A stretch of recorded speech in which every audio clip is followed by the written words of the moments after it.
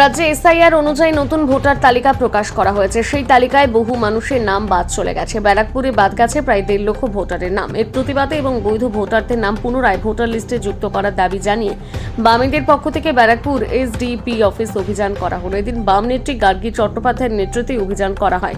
এদিন এই অভিযান ঘিরে উত্তেজনা ছড়িয়ে পড়ে ব্যারাকপুরের প্রশাসনিক ভবনের সামনে।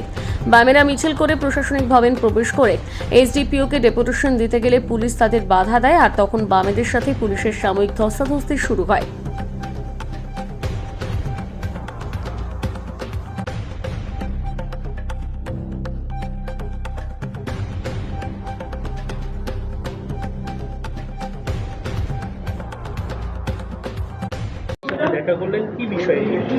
দেখুন, আমাদের কথা পরিষ্কার, কোনো যে লোকের নাম বাদ গেছে, সাধারণ নাগরিকের নাম বাদ গেছে, এদেরকে বাদ দিয়ে ভোট করা যাবে না।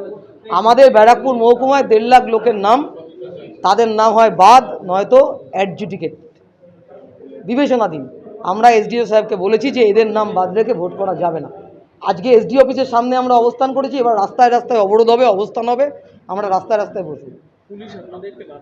পুলিশ তো চায় সবসময়তেই এই কাজ করতে, ওদের তো কাজই হচ্ছে এইগুলো। পুলিশ তো আইন শৃঙ্খলা দেখে না।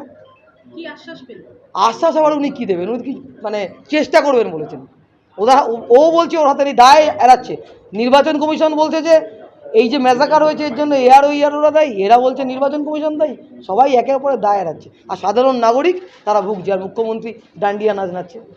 আপনি সাধারণ মানুষের উদ্দেশ্যে একটা বিধান দিলেন যে বিজেপি সাধারণ মানুষের কাজ এখন এই বিজেপি দেখলেই ধাওয়া করা। ধাওয়া করা মানে মারা নয়, ধাওয়া করে জিজ্ঞাসা করা যে আমাদেরকে ভোটার লিস্ট থেকে বাদ দেওয়া বা আমাদের নামের পাশে বিবেচনাধীন রাখা এই রাজনৈতিক ষড়যন্ত্র কেন হলো, এর জবাব বিজেপিকে দিতে হবে। এই জবাব বিজেপিকে দিতে হবে। রোহিঙ্গা পেয়েছে নাকি শুভেন্দু অধিকারী? 1 কোটি করে আমাদের এখানে যে 1.5 লাখ লোক, এখানে কটা রোহিঙ্গা আছে? ওসব নাটক। কেরল পারলো, তামিলনাড়ু পারলো বিধানসভায় প্রস্তাব নিতে, আমাদের মুখ্যমন্ত্রী তো পারলো না। ভাইপোকে বাঁচাতে হবে, ভাইপোকে বাঁচাতে হবে।